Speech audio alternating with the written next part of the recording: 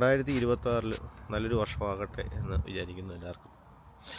അപ്പോൾ രാവിലെ എഴുന്നേറ്റ് ഞാനും വൈഫും ജിസ്മോനും തോമായും ഫാമിലി എല്ലാവരും കൂട്ടി നോക്കുപള്ളിയിലേക്ക് വന്നതാണ്. നോക്കുപള്ളി എന്ന് പറയുന്നത് ഇവിടെ മാതാവിനെ പ്രത്യക്ഷപ്പെട്ട ഒരു പള്ളി ആയിട്ടാണ് എല്ലാവരും കണക്കാക്കപ്പെടുന്നത്.